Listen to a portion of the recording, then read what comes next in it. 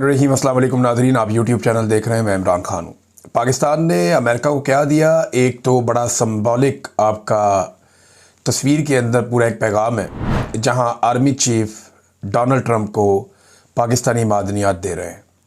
यानी ये ताजरों का काम है, हुकूमत का काम है, बाकी लोगों का काम है। मादनियात का पूरा एक महकमा, एक इदारा है, लेकिन हमारे आर्मी चीफ इन चीज़ों में पेश रहते हैं। पाकिस्तान की चीज़ें बेचनी हो, पाकिस्तान में चीज़ें लानी हो, पाकिस्तान को किसी जंग का हिस्सा बनाना हो, पाकिस्तान की मईशत हो या कुछ हो, हमारे जर्नैल जो हैं वो हमेशा पेश रहते हैं। इसीलिए फ़ैसले ठीक नहीं हो पाते, क्योंकि ये इनके करने का काम नहीं है। इनके करने का काम है सिक्योरिटी। ये सिक्योरिटी के ऊपर अपना काम करें, हिफाजत का काम करें। इनका काम है चौकीदारी का। ये बड़े बड़े फैसलों के अंदर जब आ जाते हैं तो उसके बाद पाकिस्तान को नुकसान होता है, और ये पाकिस्तान की तारीख इस बात की गवाह है। अब डोनाल्ड ट्रंप ने एक बहुत बड़ा ऐलान किया है। इस ऐलान को आप हवा में नहीं फेंक सकते, क्योंकि डोनाल्ड ट्रंप कुछ मुस्लिम ममालिक के हुक्मरानों से भी मिला। 6 ममालिक जो हैं उनके हुक्मरान तो डोनाल्ड ट्रंप को इकट्ठे मिले। फिर शहबाज शरीफ और आसिफ मुनीर से भी मुलाकात की। और अब जो डोनाल्ड ट्रंप ने लिखा है, और इसके साथ साथ आप जोड़ लीजिए कि वॉशिंगटन पोस्ट ने जो बात की है, इन्हें अगर आप इकट्ठा करें तो फिर पूरी कहानी खुलकर सामने आ जाती है। डोनाल्ड ट्रंप ने कहा कि we have a real chance for greatness in the Middle East, कि हमारे पास मिडिल ईस्ट में कुछ बहुत बड़ा करने हम जा रहे हैं और हमारे पास बहुत बड़ा मौका है। All are on board for something special, first time ever. वो कह रहे जी कि ये सारे के सारे जो है उनको ऑन बोर्ड ले लिया गया है, सारे तैयार हैं, और ये पहली दफा होने जा रहा है। We will get it done, President Donald J Trump.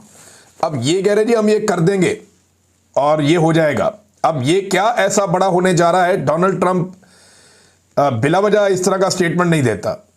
अगर डोनाल्ड ट्रंप ने स्टेटमेंट दिया है तो इसके पीछे पूरी एक कहानी हो सकती है। वैसे जो वॉशिंगटन पोस्ट ने अभी तक खबर ब्रेक की है वो मैं आपको बता देता हूं कि वॉशिंगटन पोस्ट क्या कह रहा है।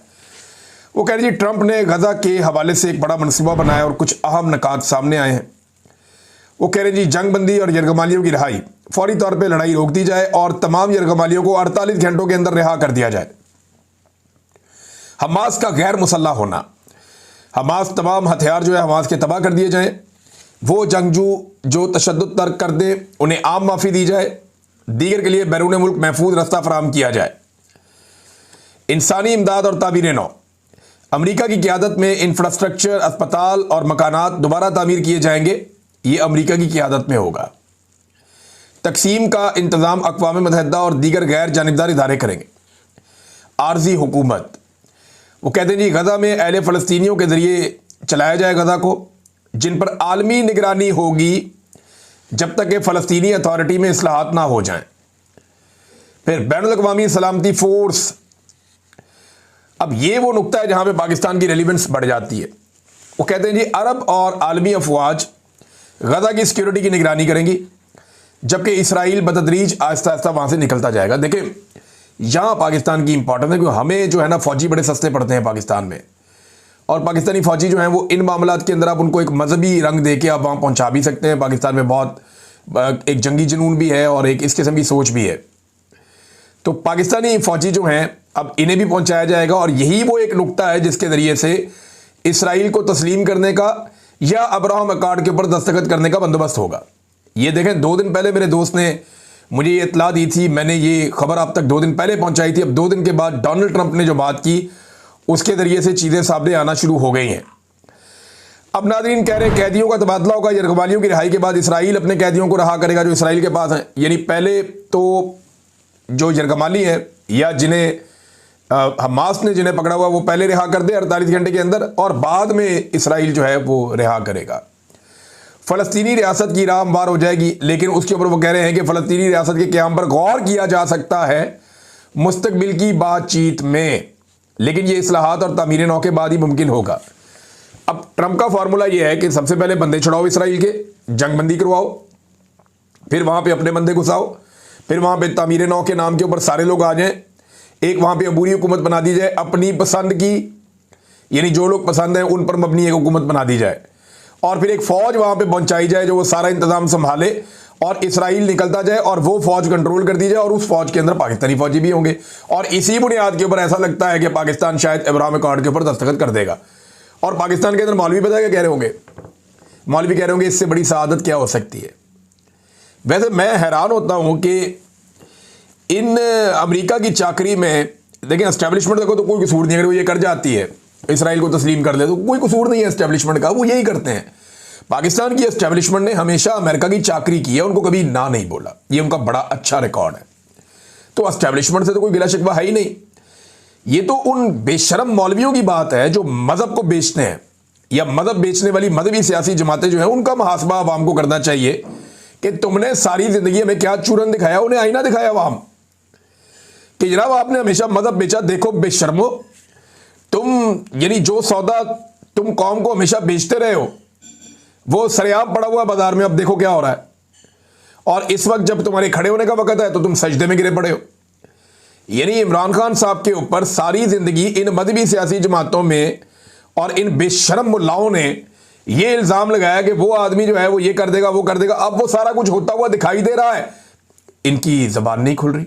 मैं तरीके लब्बैक की बात कर रहा हूं। तरीके लब्बैक वाले किधर है? इमरान खान के खिलाफ तो फतवे लेके डंडे लेके सड़कों पे आ जाते थे, तलवारें लेके बंदे आ जाते थे, लेकिन आज कोई भी नहीं आ रहा। बिल्कुल ठंड प्रोग्राम है। ये जो अभी एक खातून है जो इसराइल की बहुत हमायत करती रही हैं, बड़ी प्रो इसराइल है, और ये उनकी राय है। देखें, अगर कोई इसराइल की हमायत करता है तो ये उसकी राय है, मुझे उसकी राय का भी एहतराम है, क्योंकि मैं एक जमहूरी आदमी हूं। मैं ये कहता हूं सबको अपनी अपनी बात करने का हक होना चाहिए। जो बंदा जो बात करना चाहता है वो करे बात। हाँ, लेकिन कुछ चीज़ें ऐसी हैं जहां पे आपका लॉक लग जाता है, जैसे कि खुदा न खास्ता तौहीन नहीं करनी चाहिए किसी मज़हब की, किसी की दिलादारी नहीं करनी चाहिए। हाँ, ये चीज़ें नहीं करनी चाहिए। लेकिन ये खातून क्योंकि ये कहती हैं कि इनको बहुत ये प्रो इसराइली हैं, या इन्हें लगता है कि पाकिस्तान को इसराइल को तस्लीम करना चाहिए और नेतन्याहू की फ़ैन है, तो मुझे तो कोई प्रॉब्लम नहीं। लेकिन ये मौलवी जो इमरान खान साहब के नेड़े से कोई बंदा गुजर जाता था तो खप डाल देते थे, आज आप देखें मुंह में दही जमा के बैठे हुए, बात ही नहीं करते, बोलते ही नहीं है। फजल रहमान साहब किधर गए? जमात इस्लामी किधर गई? मदहब का चूरन बेचने वाले सारे लोग कहां गए? कहीं भी नहीं गए। अब इसराइल पसंद खातून के ऊपर इन्होंने एक जुमला नहीं बोला। फील्ड मार्शल साहब जो है वो मादनियात अमेरिका को दे रहे हैं, इसके ऊपर उन्होंने कोई बात नहीं की। अब्राहम अकॉर्ड के ऊपर बातें हो रही हैं, इन्होंने टके का कोई स्टेटमेंट नहीं दिया। पिछले दिनों वफाकी वुज़रा बैठ बैठ के टीवी पे कह रहे थे। मैं ये नहीं कह रहा ये गलत है या सही है, मैं ये कह रहा हूं कि ये मौलवी हमेशा से गलत थे। इन्होंने हमेशा कौम को चूरन कोई और बेचा और बाद में गेम कोई और डाली। और ये मुल्ला मिलिट्री अलायंस है हमेशा से, ये इकट्ठे मिले हुए हमेशा से।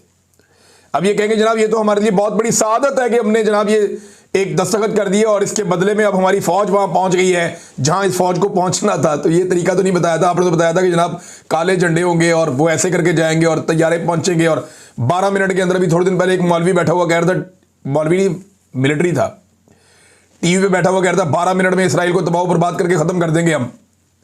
इस किस्म की कहानियां जो है वो पाकिस्तानी टीवी चैनल्स के ऊपर इन्होंने सुनाई हैं।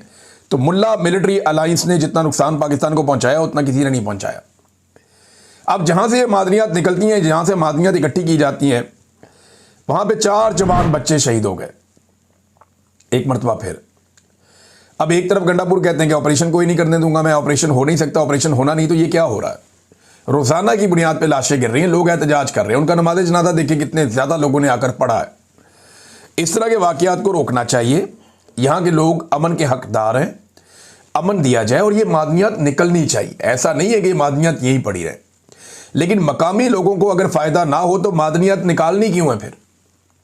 देखें ना, आपने बलूचिस्तान से गैस निकाली, निकाल निकाल के आपने बलूचिस्तान के गैस के ज़खायर खत्म कर दिए। बलूचिस्तान को क्या मिला उसके बदले में? आपने बलूचिस्तान से कॉपर निकाला, सोना निकाला, वो मादनियात निकाल के आपने ट्रकों के ट्रक कंटेनर्स रोजाना की बुनियाद पे भर भर के आपने भेजे पाकिस्तान से बाहर। बलूचिस्तान के लोगों को क्या मिला? कुछ नहीं। आपने बलूचिस्तान में कोयला निकाला, आपने इतना कोयला निकाला और इतना कोयला पूरे पाकिस्तान के अंदर पता नहीं कहां आपने भेज दिया। रॉ मटेरियल निकाला आपने बेशुमार बलूचिस्तान से। दुनिया कहां से कहां पहुंच गई, बलूचिस्तान को क्या मिला? कुछ भी नहीं। मैं ये नहीं कह रहा कि ये चीजें निकालनी नहीं चाहिए, ये अल्लाह ताला का तोहफा है, ये निकालना चाहिए। अमेरिका निकाले, आगे सऊदी अरब निकाले, बरतानिया निकाले, दुनिया के सारे मुल्क, बड़ी बड़ी कंपनियां आए आके ये काम करें। लेकिन मेरा कहना यह है कि जब भी एस्टेब्लिशमेंट डील करती है, इस तरह के किसी सौदे को वो एस्टेब्लिशमेंट डील करती है, तो मकामी लोगों को कुछ नहीं मिलता। जब भी कभी एस्टेब्लिशमेंट या मिलिट्री एस्टेब्लिशमेंट डील मारती है मादनियात की, तो उसमें एस्टेब्लिशमेंट को तो कुछ मिलता होगा, मकामी लोगों को कुछ नहीं मिलता। मेरी गुजारिश ये है कि ये काम जरूर करें। ये बहुत अच्छा है, फवाद चौधरी ने इसकी तारीफ भी की है कि बड़ी अच्छी बात है, लेकिन ये आर्मी चीफ के करने का काम नहीं, जिनका काम है वो करें। दूसरी बात यह है कि जनाब, ये मादनियात तभी काम आएगी जब मकामी लोगों को रोजगार मिलेगा, जब मकामी लोगों को तालीम मिलेगी, जब मकामी लोगों को अच्छा इलाज मिलेगा, जब मकामी लोगों का मेयार ज़िंदगी बुलंद होगा, जब वहाँ सड़कें बनेंगी, पार्क बनेंगे, अस्पताल बनेंगे, कम्युनिटी सेंटर बनेंगे और उनको आला तालीम भी मिलेगी, उनके लिए बहुत सारे मौके होंगे, फिर तो फ़ायदा है, फिर तो बहुत फ़ायदा है। लेकिन जब मकामी लोगों को आपने कुछ नहीं देना, उनको लाशें ही देनी हर थोड़े अरसे बाद, जैसे 4 बच्चे शहीद हो गए, तो इसका कोई फ़ायदा नहीं होगा, उल्टा इसका नुकसान होगा। शहबाज शरीफ साहब नादरीन, बजाय इसकी कि पाकिस्तान का एक इमेज बिल्डिंग करते यूनाइटेड नेशन में, वो वहाँ जाकर दुनिया को एक नया डरावा दे रहे हैं। यानी पाकिस्तान से दुनिया को डरा रहे हैं कि अगर हम इन दहशतगर्दों को ना रोकें जो पाकिस्तान में है, तो ये लंदन और न्यूयॉर्क में दंदनाते फिरेंगे। अंदाज़ा करें आपका वज़ीर आज़म क्या हरकतें कर रहा है। यही काम किया था परवेज़ मुशर्रफ ने। परवेज़ मुशर्रफ ने पूरी दुनिया को कहा था कि हम तुम्हारे लिए पाकिस्तान में जंग लड़ रहे हैं, और फिर पाकिस्तान में इतनी जंग लड़ी कि 90,000 लाशें पाकिस्तान में पड़ी हुई हैं। पाकिस्तानियों के कंधे थक गए लाशें उठा उठा के, और अभी तक लाशें गिरने का सिलसिला जारी है। रोज़ाना फौजी शहीद हो जाते हैं, पुलिस वाले शहीद हो जाते हैं, आम शहरी शहीद हो जाते हैं। यही चूरन परवेज़ मुशर्रफ ने बेचा था सिर्फ पैसा इकट्ठा करने के लिए। पैसा तो आ गया था, लेकिन लाशें गिरने का सिलसिला नहीं रुक रहा। दुनिया को डराओ कि जनाब बहुत दहशतगर्द हैं, अगर हमने इनसे ना लड़ाई की तो ये आपके मुल्कों में पहुंच जाएंगे, ये करके। अब जब आप दुनिया को ये कहेंगे कि पाकिस्तान में ऐसे दहशतगर्द हैं जो बरतानिया में और अमेरिका में आ सकते हैं, तो वो क्या पाकिस्तानियों को वीज़े देंगे इसके बाद? वो तो कहेंगे पता नहीं, इनका अपना वज़ीर आज़म कहता है कि दहशतगर्द आ सकते हैं। वैसे हद दर्जे की बेवकूफ़ी है, मुझे समझ नहीं आती ये क्या चक्कर है इनका। आज तक हम भुगत रहे हैं जो मुशर्रफ ने किया, और ये उसी रास्ते पे चल रहे हैं दोबारा से, वही ब्लैकमेलिंग, वही टैक्टिक्स दोबारा इस्तेमाल कर रहे हैं। नाज़रीन, ये जो एक खातून वाला मसला था जो बहुत उठ गया था, वो अब ज़्यादा ही उठता चला जा रहा है। उसमें नईम पंजूता साहब की एक ट्वीट है, इस ट्वीट को आप पढ़ें तो आपको आइडिया हो जाएगा। उन्होंने कहा जी, शमा जुनेजो जो एक सरीह प्रो इसराइल और छोटी सतह की ट्रोल समझी जाती हैं, अचानक 2022 के बाद पाकिस्तान का सबसे बड़ा सिविल अवार्ड कैसे इन्होंने पा लिया। सबसे बड़ा सिविल अवार्ड इनको मिला पाकिस्तान का। अक़वाम मुत्तहिदा में फार्म 47 वाले वज़ीर आज़म के बिल्कुल पीछे नशिस्त कैसे मिली, और वज़ीर आज़म के सरकारी जहाज़ पर इनके साथ सफ़र का मौका कैसे मिला, वज़ीर आज़म वाले होटलों के अंदर ये ठहरी, वो खुफिया सरकारी दस्तावेज़ात के साथ क्या कर रही थी। ये बड़े अहम सवालात हैं। अब जो शमा जुनेजो साहिबा हैं, उन्होंने कुछ पॉइंट उठाए और कुछ ऐसी चीज़ें उन्होंने बताई जो हैरान कुन है। ये नहीं, उन्होंने ख्वाजा आसिफ को, वज़ारत ख़ारजा को और सबको झूठा साबित कर दिया। ये नहीं, अब ये आपस में ही लड़ रहे हैं। और इंटरेस्टिंग बात यह है कि जो सारे मिलकर कहते थे इमरान खान जो है वो इसराइल का एजेंट है या बादों का यहूदी एजेंट कह देते थे, वो सारे अपनी अपनी इज्जत छुपाते फिर रहे हैं, सफाइयाँ देते फिर रहे हैं, और इमरान खान ने एक भी स्टेटमेंट नहीं दिया, कुछ भी नहीं कहा उसने।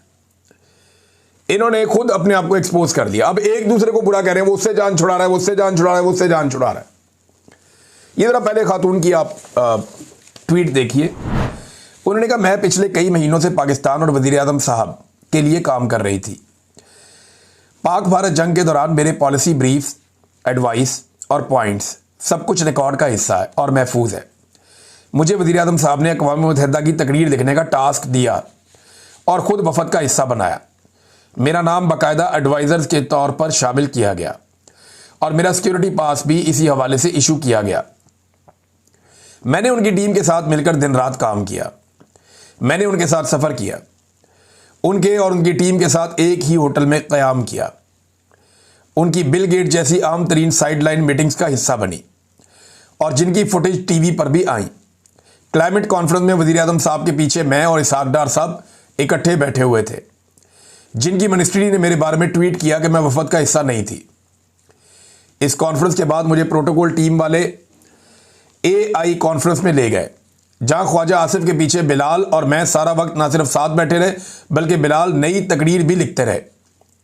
इस तकरीर के बाद हमने मिलकर चाय भी पी ख्वाजा आसिफ के साथ। गाड़ी के इंतजार में 40 मिनट हम साथ बैठे रहे इकट्ठे, दोबारा तस्वीरें भी लीं और एक ही कार में तीनों साथ वापस होटल भी आए। ख्वाजा आसिफ कार में पीछे मेरे साथ ही बैठे थे। अंदाजा करें, ख्वाजा कहते पहचानते ही नहीं इनू, हद हो गई। वैसे ख्वाजा साहब बंदा झूठा होवे लेकिन इस लेवल का ना होवे।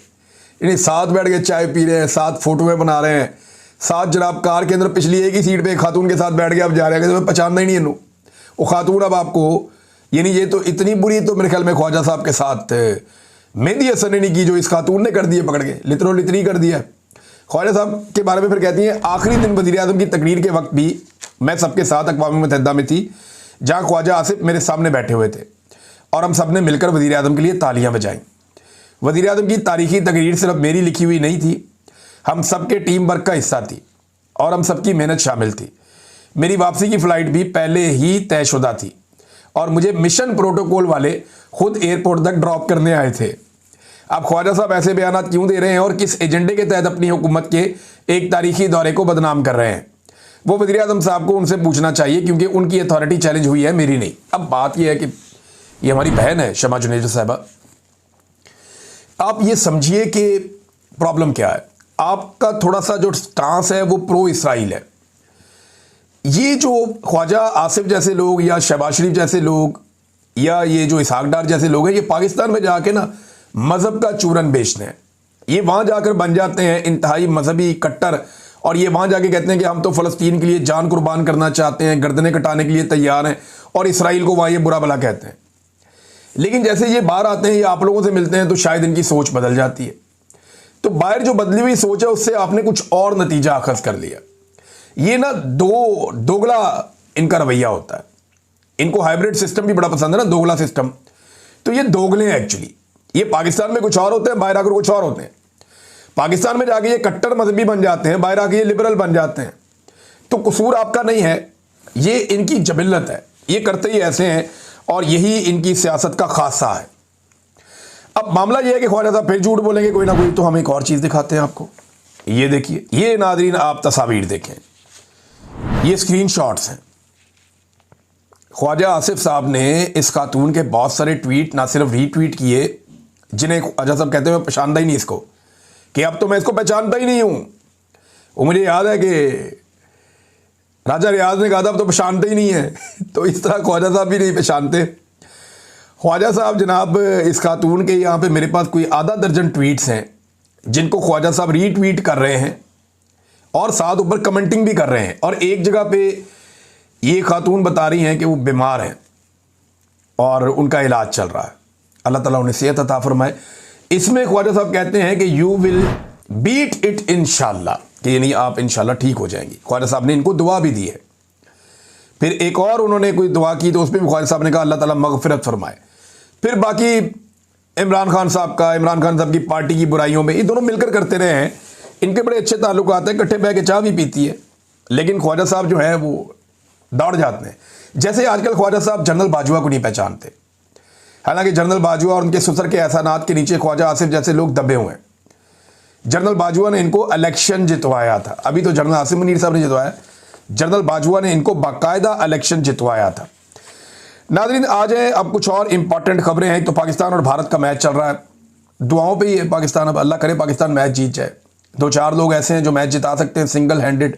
फ़खर जमान या साइम अयूब जो है ये पाकिस्तान को बैटिंग के अंदर ये क्लिक करते हैं तो पाकिस्तान का चांस बन सकता है। और बॉलिंग में शाहीन को अपना रोल प्ले करना पड़ेगा। उसका रीज़न ये है कि आपको अभिषेक शर्मा को जल्दी आउट करना होगा। अभिषेक शर्मा को आप जल्दी आउट करें और सूर्या कुमार यादव को आप आउट करें। ये 2 लोग आपने आउट किए तो आपके हाथ में मैच आना शुरू हो जाएगा। नाज़रीन, कश्मीर में कल के दिन से एहतजाजी तहरीक शुरू हो जाएगी। आज वार्म अप हो रहा है, पुलिस भी निकल के अपनी फ्लैग मार्चेस कर रही है। दूसरी तरफ जो नौजवान हैं आज़ाद कश्मीर के, वो भी अपनी रैलियां निकाल रहे हैं झंडों के साथ। और एक बड़ा अहम पैगाम भी जो कश्मीर की एक्शन कमेटी है उसने जारी किया है। उन्होंने कहा जी हम ओवरसीज़ कश्मीरियों से गुजारिश करते हैं, हमें इस वक्त आपकी ज़रूरत है। हमने अपना चार्टर ऑफ डिमांड अक़वाम मुत्तहिदा और तमाम इंसानी हकूक़ के इदारों तक पहुँचा दिया है। हमें अब कुचलने की कोशिश की जाएगी। हम हर सूरत अपने बुनियादी हकूक़ से पीछे नहीं हट सकते। कोई भी शरपसंद हमारी सफ़ों में शामिल हो सकता है। अवाम खुद जिम्मेदारी का मुजाहरा करें। अवामी एक्शन कमेटी, ये उमर नज़ीर कश्मीरी, इनका ये स्टेटमेंट है नाज़रीन। अब मामला ये है कि ओवरसीज़ पाकिस्तानियों से वो क्या मदद चाह रहे हैं, क्योंकि अक़वाम मुत्तहिदा को उन्होंने कह दिया है और कश्मीरी बहुत बड़ी तादाद में बरतानिया में और यूरोप में मौजूद हैं। वो यहाँ पे बहुत बड़े पैमाने पे एहतजाज कर सकते हैं। लिहाजा यही उनका मकसद है ओवरसीज़ कश्मीरियों को इन्वॉल्व करने का। और नाज़रीन, सबसे आखिर में हमारे कुछ जो जर्नलिस्ट हैं वो गए उस जगह पे जहाँ पाकिस्तान तहरीक इंसाफ ने एक बड़ा कामयाब जलसा किया, बहुत बड़ी तादाद में लोग आए थे। उन्होंने आज दिन के वक्त वीडियोस बना के दिखाई कि कैसे कचरे के ढेर के ऊपर गंडापुर साहब ने जलसा करवाया। मरीम नवाज साहिबा ने मवेशी मंडी में जलसे करवाए। इस्लामाबाद में भी पाकिस्तान तहरीक इंसाफ के साथ यही किया गया और गंडापुर ने कचरे के ढेर के ऊपर जलसा करवाया पाकिस्तान तहरीक इंसाफ का, जो इंतहाई अफसोसनाक है और बड़ी घटिया हरकत है जो इन्होंने की है। इमरान खान साहब को इसका नोटिस लेना चाहिए, जेल में है बेचारे, क्या करेंगे। लेकिन फिलहाल सिचुएशन जो है वो मीडिया ने आपके सामने रख दी। अब तक के लिए इतनी, अपना ख्याल रखिएगा, अपने इस चैनल का भी। अल्लाह हाफ़िज़।